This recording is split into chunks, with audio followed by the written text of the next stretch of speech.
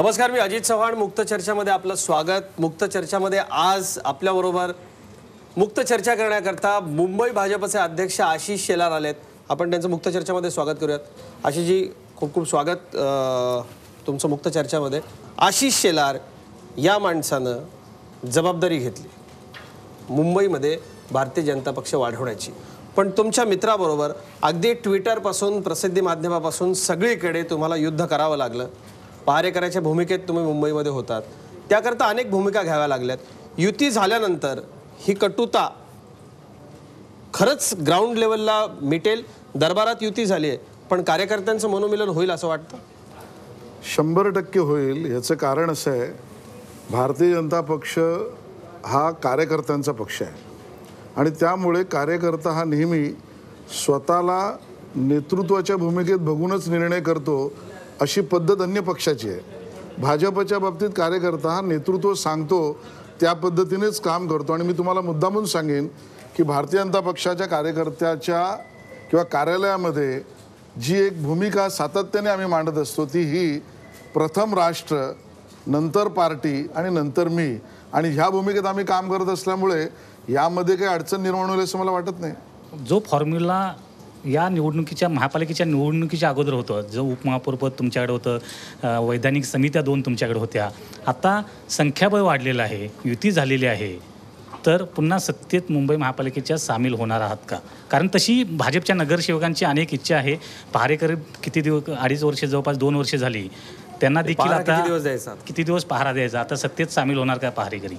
नगरसेवकांची इच्छा ही स्वाभाविक आहे आणि त्यामुळे नगरसेवकांना असं वाटणं की मुंबई महापालिकेची आणि मुंबईकरांची सेवा चांगल्या पदांवर बसून पुन्हा एकदा करावी हे वाटणं स्वाभाविक आहे, त्यात काही गैर नाही. पण पुन्हा एकदा कालच मुख्यमंत्री महोदयांनी स्पष्ट केलं आहे की ते आणि माननीय उद्धवजी म्हणतील तेच ऑथेंटिक, आणि त्यामुळे त्या दोघांच्या मधल्या चर्चेतला जो ऑथेंटिक निर्णय येईल तो निर्णय आम्हा सगळ्यांना मान्य करावा लागेल. पण मुंबई भाजप अध्यक्षाला काय वाटतं हे खूप महत्त्वाचं आहे. पुढचा प्रश्न आपण घेऊया. ग्रामीण भागामध्ये आपण उत्तर महाराष्ट्रात म्हटलं तर नंदुरबारमध्ये सेनेनं काँग्रेसबरोबर घरोबा केला आहे. त्याचबरोबर जळगावमध्ये सुद्धा काही खूप सख्य नाही आहे. तर ग्रामीण भागातल्या लोकांना आता हे कितपत रुचेल युती होणं? या ज्या पद्धतीनं तुम्ही आत्तापर्यंत भांडलात आणि आता युती केलीत तर मतदार तुम्हाला किती साथ देईल असं तुम्हाला वाटतं? तुम्ही जर नीट विश्लेषण केलं तर बघाल की राज्यात आम्ही वेगळे असताना सुद्धा ज्या ज्या निवडणुका झाल्या त्यामध्ये हे नम्रपणे आम्हाला कबूल करावं लागेल की निर्भेळ यश सर्वसाधारणतः भारतीय जनता पक्षाला मिळालं आहे. त्यानंतर जनतेने आशीर्वाद जर कोणाला दिला आहे तर तो आमच्या सहकारी शिवसेना पक्षालाच दिला आहे. याचा अर्थ ग्रामीण भागातील सुद्धा जनतेचा कल हा काही काँग्रेस राष्ट्रवादी काँग्रेससोबत नाही. आणि मग जर तो काँग्रेस राष्ट्रवादी सोबत नसेल किंवा नाहीच आहे तर तो भारतीय जनता पार्टी आणि शिवसेनेसोबत दिसतोय. त्यामुळे मतदार आजही तोच पर्याय समोर एकत्र आल्यावर आमच्याबरोबर राहील याच्याबद्दल आमच्या मनात शंका नाही. पुढचा प्रश्न आपण घेऊया. शिवसेना रूपी राक्षसाला बाटलीत बंद करा असं तुम्ही म्हणाला होतात महापालिका निवडणुकीच्या आधी. आता काय करणार या राक्षसाचं? आता कारण बरोबरच लढतोय, राक्षस बदललाय की काय? म्हणजे काय समीकरणं बदलली आहे? बघा, निवडणुकीच्या राजकारणामध्ये जो आमचा विरोधक असेल त्याच्यावर प्रहार करणं हा निवडणुकीच्या प्रचाराचा भाग आणि तो त्यावेळेची आवश्यकताही असते. ज्या वेळेला आम्ही वेगळे लढलो त्यावेळेला जे बोललो त्याच्यावर पुढच्या घडामोडींचे निर्णय व्हावेत असं आपल्या मनात जे आहे ते आमच्या मनात नाही.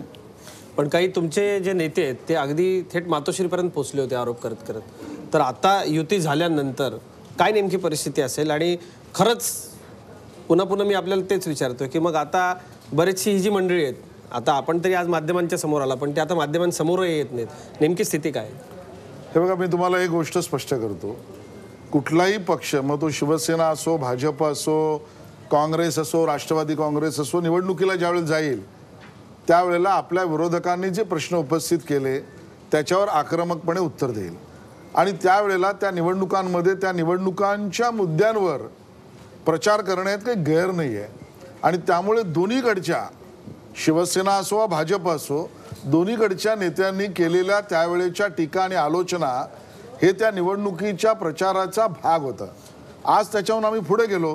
भारतीय जनता पक्षाची भूमिका मात्र त्यातली स्पष्ट आहे. आमचे राष्ट्रीय अध्यक्ष अमित शहाजी ज्यावेळी परवा प्रेस कॉन्फरन्सला आले, आपणही पाहिलं असेल त्यावेळेला ते स्पष्टतेने त्यांनी म्हटलं की आज ह्या टेबलावर जुने सगळे विषय आम्ही सोडले आहेत आणि नवीन दिशेने आम्ही चाललो आहोत. राष्ट्रीय अध्यक्षांचा आदेश इतका स्पष्ट असल्यावर आता जुने उलगाडून काढण्याचा काही प्रश्नच येत नाही. पुढचा प्रश्न सर्व काही सत्तेसाठी असं म्हणायचं का? कारण काँग्रेस आघाडी दीर्घकाळ सत्तेमध्ये होती, त्याचे स्वार्थीपणाचे अगदी भरपूर नमुने उदाहरणं देता येतील. भाजप पण आता तेच करत आहे. विशेषतः बेसचा संप जो ऐतिहासिक 9 दिवसांचा चालला, तेव्हा भाजप स्वार्थासाठी हे सगळं बघत होता. शिवसेनेवर एक टीकेचा एक शब्दसुद्धा काढला नाही. तेव्हा पहारेकरी गेले कुठे? तेव्हा भाजपसुद्धा हा इतरांप्रमाणे एक नंबरचा स्वार्थी पक्ष आहे अशी टीका व्हायला लागली. आपण काय सांगाल? नाही, टीका कोण करतोय त्याच्यावर उत्तर अवलंबून आहे. जर टीका विरोधक करत असतील तर ज्यांचे स्वतःचे हात हे स्वार्थात आणि भ्रष्टाचारात बरबटले आहेत त्यांच्या टीकेला जनता आशीर्वाद दिला असं आम्ही मानत नाही. राताराला BSTच्या संपाच्या बाबतीत सुद्धा थोडं सखोलतेने आपण माहिती घेतलं तर लक्षात असेल की BST समितीवर असलेले आमचे सदस्य, मग ते सुनील गणाचार्य असो वा अन्य सगळे सदस्य, हे वारंवार त्यामध्ये युनियन असो वा बेस्ट प्रशासन असो यांच्याशी भाजपची भूमिका त्या ठिकाणी मांडत होते. मुख्यमंत्री महोदयांकडे ज्यावेळेला विषय गेला त्यावेळेला मुख्यमंत्र्यांनी सुद्धा मुंबईकरांच्या हिताचीच भूमिका घेतली आणि म्हणून BSTच्या संपात स्वार्थी भूमिका भाजपची नव्हती, ती मुंबईकरांच्या बाजूची आणि हिताची होती. पण ती एका दिवसात नाही घेता आली. तो संप वेळेत संपला असता तर एवढी फरफट झाली नसती, हे मात्र खरं आहे. मुद्दा आहे एका की दिवसातही ते करता आलं. निवडणुकीच्या वेळेला तुम्ही थेट मातोश्रीपर्यंत आरोप करता. मग इथे सर्वसामान्यांचा जो त्रास दिसत होता त्याच्यामध्ये भाजप मग कुठे पुढे येत नव्हती. हे असं का? म्हणजे दरवेळेला निवडणूक आहे म्हणून लोकांनी सहन करायचं का? काय सांगाल आपण? नाही, मला वाटतं BSTचा संप आणि निवडणूक याचा काही संबंध नाही आहे. पण मुद्दा BSTचा मुंबईकरांच्या जिव्हाळ्याचा विषय आहे आणि माननीय मुख्यमंत्र्यांनी त्यामध्ये जी घेतलेली भूमिका होती ती किंबहुना कोर्टानेच त्यावेळेला तीन सदस्यीय समिती, आपले चीफ सेक्रेटरी आणि अन्य सगळ्यांच्या बरोबरच्या बैठका यामध्ये सरकारने BST वाचावी, कामगार जगावा, मुंबईकरांचे हाल होऊ नयेत, याच पद्धतीचं एक प्रस्ताव आणि सोल्युशन आणण्याची भूमिका त्यामधली घेतली. आणि स्वार्थासाठीचं राजकारण म्हणाल तर मला असं वाटतं की आमच्या विरोधकांना प्रश्न सोयीचा राहील. आम्ही मात्र एका विचारधारेने वर्षानुवर्षे काम करणारी लोक आहोत आणि एका विचारधारेमध्ये प्रथम राष्ट्र हे मानणाऱ्यांपैकी आम्ही लोक आहोत आणि त्यामुळे आमच्या या भूमिकेत काही बदल झाला असं मला वाटत नाही. आपण म्हणता की भ्रष्टाचार नाही, पण असे अनेक नेते आयाराम आपण ज्याला म्हणूयात की तुम्ही पक्षामध्ये घेतलेत, मग ते मुंबईतले आहेत, महाराष्ट्रामधले आहेत की ज्यांच्यावरती भ्रष्टाचाराचे आरोप आहेत. आणि हा जो प्रश्न आहे की पारंपरिक मतदार जो आहे, भाजपाला पार्टी विथ डिफरन्स म्हणून जी ओळख भाजपचे कार्यकर्ते सांगतात ती पुसताना दिसते असं शल्य कार्यकर्त्यांच्या मनामध्ये आहे. या आयारामांना घेताना काय काय विचार असतो? त्यावेळेला आपल्या मतदारांना काय वाटेल याचा विचार पक्ष करतो? आमचं नेतृत्व सर्व पद्धतीने भाजपचा विकास आणि मतदारांचा कल या दोन्ही गोष्टी बघूनच निर्णय करतं. याबद्दल आपल्याला माझी आयात जी माणसं होतात त्यांच्यावरती भ्रष्टाचाराचे आरोप आहेत याची कल्पना असताना असा निर्णय घेतला जातो, मग हे कशासाठी? मला वाटतं या विषयात अजून चोखंदळपणे पक्षप्रवेश करताना भूमिका घेतल्या पाहिजे. ती आपली अपेक्षा चुकीची आहे असं मी म्हणणार नाही, पण आतापर्यंत झालेल्या निर्णयांमध्ये याच पद्धतीने याच निकषांवर आम्ही या सगळ्या गोष्टी पाहिल्या आणि मग पक्षप्रवेश केलेले आहेत. जे लोक आले आहेत त्या लोकांवर आरोप असणं आणि आरोप त्याच्यावरचे सिद्ध होणं या दोन गोष्टी वेगळ्या आहेत आणि म्हणून त्यामध्ये आज असा कुठलाही निर्णय आम्ही केलेला नाही की ज्यातनं आमच्या मतदाराची अवहेलना होईल. नाही, पण बऱ्याच लोकांच्या चौकशा थांबल्यात. मुंबई महापालिकेमध्ये भ्रष्टाचाराचे एवढे आरोप होत होते. आता मला वाटतं कृष्णा त्या पद्धतीने जास्त चांगलं सांगू शकतील आपल्याला की इतक्या करोडोचे भ्रष्टाचाराचे आरोप आपल्याकडनं झाले, मात्र त्याची चौकशी पुढे कुठेच झाली नाही. झाली ना. रोडच्या इंजिनियर्सना जेलमध्ये जावं लागलं. आपल्याकडे नालेसफाईच्या लोकांवरच्या इन्क्वायरी झाल्या, ह्या आधी कधी झाल्या होत्या? किंबहुना मी असं म्हणेन की अँटी करप्शन ब्युरोने केलेल्या कारवाया अगोदरच्या काँग्रेस सरकारच्या काळामध्ये कधीच झाल्या नव्हत्या. जे या राज्य सरकारच्या काळामध्ये मुंबई महानगरपालिकेतल्या भ्रष्ट अधिकाऱ्यांवरच्या कारवाया पोलीस केसेस रजिस्टर होऊन झाल्या आणि ते मला वाटतं मुंबईकरांसाठी करणं आवश्यक होतं. ते फक्त प्रशासनाच्या बाबतीत कारवाई झाल्या. तुम्ही सत्ताधारी शिवसेनेला टार्गेट ठेवून महापालिका निवडणुकीत जे भ्रष्टाचाराचे आरोप केले होते त्याची चौकशी कुठे झाली नाही. मला असं वाटतं की ज्या वेळेला एखादी चौकशी होते त्या चौकशीमध्ये जो चोर असेल तोच समोर येईल.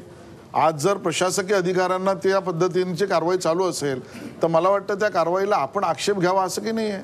राज्यामध्ये जातीय वाद वाढतो आहे किंवा जातीपातीचं राजकारण केलं जातं असा आरोप विरोधक करतायत. तुम्हाला काय वाटतंय, जातीवाद वाढतोय का आणि याचा कितपत परिणाम लोकसभा निवडणुकांमध्ये होईल? मी अगदी परखडपणे माझं मत मांडेन की जातीपातीच्या राजकारणावर आधारित मतं घेणं हा राजकीय हीनता आहे आणि ही राजकीय हीनता कुठल्याच पक्षाने करू नये. किमान महाराष्ट्र प्रगत राज्य आहे आणि त्यामुळे महाराष्ट्राची परंपरा फुले, शाहू आंबेडकर, छत्रपती शिवाजी महाराज ह्या आपल्या पद्धतीची असलेली जी आपली परंपरा आहे त्याला कुठेही नख लावण्याचं काम कुठल्याच पक्षाने करू नये. पण दुर्दैवाने आणि खेदाने या ठिकाणी नमूद करावं असं वाटतं की काँग्रेस आणि विशेषतः राष्ट्रवादी काँग्रेस यांचा जो गेल्या काही महिन्यांचा, काही वर्षांचा कल आणि त्यांच्या असलेल्या गतिविधी बघितल्या तर आपल्याला लक्षात असं येईल की दुर्दैवाने पुन्हा डोकं काढण्याचा प्रयत्न करतायत की काय. निवासी मूल निवासी हा प्रश्न राष्ट्रवादी काँग्रेसचा एक आमदार बोलतो आणि त्यामध्ये त्याच्या मागची भूमिका काय आहे हा प्रश्न त्या ठिकाणी जनतेच्या सुद्धा मनात आहे. किंबहुना आता ज्या पद्धतीने चौकशा सुरू आहेत, मी कुठल्या घटनेचा उल्लेख करणार नाही कारण त्याच्यावरनं परत ती चर्चा नको, त्या असलेल्या पोलिसी इन्व्हेस्टिगेशनमध्ये आलेल्या गोष्टी हे वारंवार याच पद्धतीच्या लोकांकडे अंगुली दर्शन करत आहे आणि म्हणून या पद्धतीने काँग्रेस, राष्ट्रवादी काँग्रेस जातीयवादाचं राजकारण करू पाहत आहे हे माझ्या सरकारच्या मनात स्पष्ट आहे. भारतीय जनता पार्टीच्या एका पिढीने आशिष शेलारांच्या पिढीला घडवलं, कार्यकर्ता घडवला आणि तो घडवत असताना अभ्यासू कार्यकर्ता घडवण्याकडे त्यांचा कल होता. आज आशिष शेलारांच्या पुढची जी भाजपची पिढी आहे, जे सामान्य कार्यकर्ते आहेत, त्यांना ह्या आयाराम गयारांपासून ते कालच पक्षप्रवेश झाला आणि आजच पद मिळालं, अशा परिस्थितीमध्ये अभ्यासू कार्यकर्ता ही जी भाजपची ओळख आहे ती टिकवून ठेवता येईल का आणि त्याच्यासाठी भाजप काही प्रयत्न करणार आहे का? मी आपली जी अपेक्षा आहे हीच भाजपची कार्यपद्धती आहे. आमच्याकडे निर्माण होणारा कार्यकर्ता आजही आमचं अभियान काय चालू आहे, केंद्रामध्ये आमची सरकार आहे, राज्यात सरकार आहे, महापालिकेत निर्भळ यश मुंबईकरांनी दिलं आहे, तरीही आज जर तुम्ही आमच्यापैकी कोणाचाही सोशल मीडियावरचं अकाउंट चेक केलं तर तुम्हाला माझ्यासहित सगळ्यांचं दिसेल की यामध्ये आम्ही बूथ स्तरावर समिती करण्याचं काम करतो आहोत. शक्ती केंद्र म्हणजे पोलिंग स्टेशनवर कार्यकर्त्यांची फळी उभी करावी त्याचं प्रशिक्षण करतो आहोत. किंबहुना भारतीय जनता पक्ष एकमेव पक्ष आहे की ज्यामध्ये प्रशिक्षण वर्ग बूथ स्तरावरच्या कार्यकर्त्यांचे आम्ही केले आहेत. नगरसेवकांचे प्रशिक्षण वर्ग, आमदारांचे प्रशिक्षण वर्ग आणि बरोबरीने संघ परिवारातल्या चांगल्या आणि ज्यांची इच्छा आहे अशा कार्यकर्त्यांना सुद्धा राजकीय पक्षाचा एक प्लॅटफॉर्म देऊन त्यांना सुद्धा संधी देणं, या सगळ्या प्रक्रियेमध्ये एक उत्तम कार्यकर्ता, उत्तम नेता या दिशेने व्हावा. आणि पुन्हा एकदा तेच वाक्य, प्रथम राष्ट्र, नंतर पक्ष आणि नंतर मी, या भूमिकेत काम करणारा नेतृत्व निर्माण करण्याचं काम भाजप करते. आयारामच्या बाबतीत जर तुम्ही प्रश्न विचारलात, त्यांनाही या प्रक्रियेतून जावंच लागेल. समाजामध्ये जो भारतीय जनता पक्षात आला त्या भारतीय जनता पक्षात आलेल्या कार्यकर्त्यासाठी भाजपची कार्यपद्धती बदलणार नाही. येणाऱ्या माणसाला स्वतःच्या कामामध्ये या कार्यपद्धतीनुसार बदल करावाच लागेल, अशीच आमची कार्यपद्धती आहे. एक छोटासा ब्रेक घेतोय, ब्रेक नंतर पुन्हा लगेचच परतो. कुठेही जाऊ नका, पाहत राहा झी 24 तास, रहा एक पाऊल पुढे.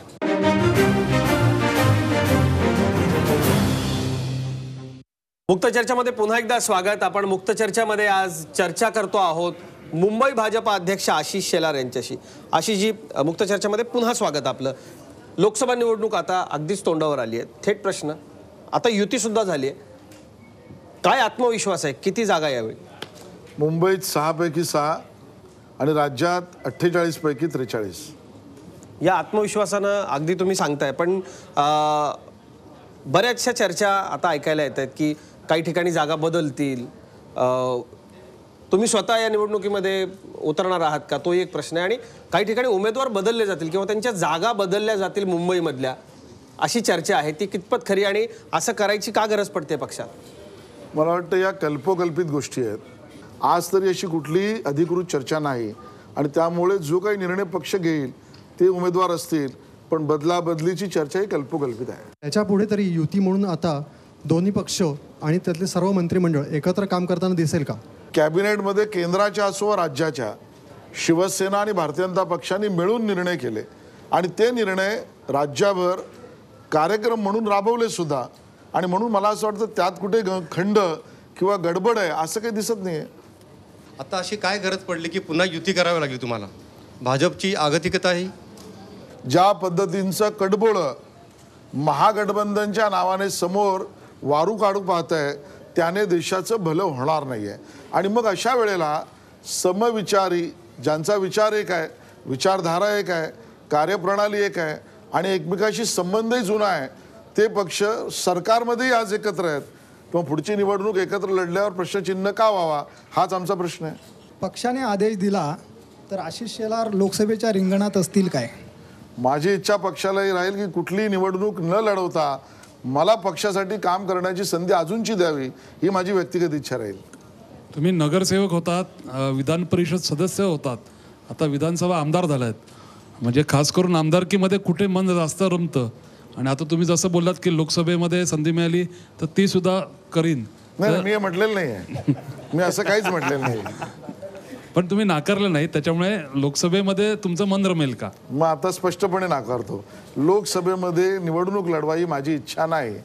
किंबहुना कुठलीच निवडणूक न लढवता पक्षाचं अजून जास्त काम करता आलं तरी त्याला माझी तयारी आहे. तुम्ही म्हणालात की पक्षाने माझ्याकडे पक्षाची जबाबदारी द्यावी, संघटनेची जबाबदारी द्यावी. महाराष्ट्राचं प्रदेशाध्यक्ष व्हायला आवडेल असं संकेत द्यायचे आहेत. ते मला असं वाटतं की हा अर्थ आपण काढताय तो योग्य नाही. याचं कारण आमच्या पक्षामध्ये स्वतःबद्दलचा निर्णय आम्ही घेतच नसतो. आमच्याबद्दलचा निर्णय घेणारे इतके सक्षम आहेत की ते मला सोयीचं काय याचा निर्णय तेच ठरवतात. आणि मला असं वाटतं ॲज ऑन टुडे येणाऱ्या लोकसभेच्या निवडणुकीमध्ये मुंबई भाजपचा अध्यक्ष म्हणून युतीच्या 6 जागा मोठ्या मार्जिनने याव्यात. आणि मी तुम्हाला मुद्दाहून सांगतो की त्याची सुरुवातसुद्धा झाली आहे. तुम्ही नीट बघाल तर लक्षात असे येईल उत्तर मुंबईतून लढलेले काँग्रेसचे अध्यक्ष संजय निरुपम म्हणतात मला उत्तर मुंबई नको, मला तिथून पळायचं आहे. प्रिया दत्त या त्यांच्या स्ट्रॉंग कॅन्डिडेट्स मानल्या जायच्या त्या मध्य उत्तर जिल्ह्यातून म्हणतात मला निवडणूक लढवायची नाही. दक्षिण मुंबईचे स्ट्रॉंग कॅन्डिडेट काँग्रेसचे आणि माजी खासदार मिलिंद देवरा हे मीडियाशी बोलतात आता लढण्यात काय मजाच राहिलेली नाही. एकनाथ गायकवाडजी अजूनही फिरत नाहीत. तर काँग्रेसची स्थिती अशी आहे की समोर उमेदवार कोणी फिरायला तयार नाही. अशा वेळेला पुन्हा एकदा मोदीजीच्या नेतृत्वामध्ये आपण एक मोठा रेकॉर्ड करावा की ज्यामध्ये भाजप शिवसेनेचे सगळे खासदार न भूतो न भविष्यती इतक्या मोठ्या मार्जिनने निवडून यावे त्यासाठी प्रयत्न करायचा. आमची भूमिका. याला जोडून एक प्रश्न आहे की आत्मविश्वास आहे आता युती झाल्यानंतर तुम्हा दोन्ही पक्षांना की आम्ही निवडून येऊ. पण मित्रपक्ष जे इमाने इतबारे इतके दिवस तुमच्यासोबत राहिले ते नाराज आहेत. त्यांच्या बैठका सुरू आहेत. मुंबईमध्ये रामदास आठवलेंची ताकद मोठी आहे, ते नाराज आहेत. ते म्हणतात मला जागा द्या. राज्यात आणि मुंबईत मित्रपक्षांना नाराज ठेवून विजय मिळेल या विषयावर पण अधिकृत भूमिका माननीय मुख्यमंत्रीच सांगू शकतील. आमचे मित्रपक्ष जे 2014ला आमच्याबरोबर होते त्यांच्यापैकी कोणालाही आम्हाला बाजूला ठेवायचं नाही. त्या सगळ्यांना बरोबर घेऊन निवडणुकीत सत्तेत सुद्धा बरोबर घेऊनच आम्हाला 2019च्या निवडणुका लढायच्या आहेत. आणि त्यामुळे रामदास आठवलेजींचं काही म्हणणं असेल तर त्याच्यावर माननीय मुख्यमंत्री महोदय योग्य तोडगा काढून निर्णय करतील. पण अशी कुठलीही घटना आम्ही करणार नाही की ज्यामुळे आमचे 2014चे मित्र नाराज होतील अशी स्थिती निर्माण होणारच नाही. किरीट सोमय्या हे उमेदवार म्हणून बदलले जाणार याची जोरदार चर्चा आहे. पूनम महाजन यांची सुद्धा जागा बदलली जाण्याची शक्यता आहे, ही सुद्धा उघड चर्चा आहे. पूनमताई महाजन असो व किरीट सोमय्या असोत या दोघांनी केलेलं काम हे अतिशय उत्तम केलेलं आहे. तेच गोपाळ शेट्टींनी सुद्धा केलेलं आहे. आणि आमचे उमेदवार ठरवण्याची पॉवर ऑफ अटर्नी अन्य पक्षातल्या कार्यकर्त्यांना आम्ही दिलेली नाही. आणि त्यामुळे ते निर्णय आमच्याच पक्षातले नेते करतील आणि ते योग्य पद्धतीने करतील. यांच्या बदलाची चर्चा ही कल्पोकल्पित आहे. आशिषजी 2019च्या निवडणुका करता आता युती तुम्ही केलेली आहे, काय चित्र असेल राज्यात आणि देशात? ज्या पद्धतीने मोदी सरकारने आणि इथे देवेंद्रजींच्या सरकारने केलेलं काम आहे, आम्ही ज्या पद्धतीने कार्यकर्त्यांची केलेली उभी फळी आणि त्याचं केलेलं पूर्ण नेटवर्क या दोन्हीच्या आधारावर मी तुम्हाला हे नक्की सांगेन 2014ला जर मोदीजीच्या नावाची लाट होती तर आता 2019ला मोदीजीच्या नावाची सुनामी येईल. आणि देशामध्ये आणि राज्यामध्ये एकतर्फा जनतेचा आशीर्वाद पुन्हा 5 वर्षासाठी पुन्हा विकासाचं काम आणि देशहिताचं काम पूर्ण करणारेच आकडे समोर येतील. इतकं मोठं यश मोदीजींना भाजप शिवसेना युतीला मिळेल. हा 100% आत्मविश्वास तुम्हाला. जी. आशिष शेलार, आज मुक्त चर्चामध्ये आज आपण आलात आणि आम्हाला वेळ दिलात, आमच्याशी दिलखुलासपणे गप्पा मारल्यात. आपले खूप खूप आभार. धन्यवाद. धन्यवाद. मुक्त चर्चामध्ये इथंच थांबतोय. ताज्या बातम्यांसाठी पाहत राहा झी 24 तास. रहा एक पाऊल पुढे.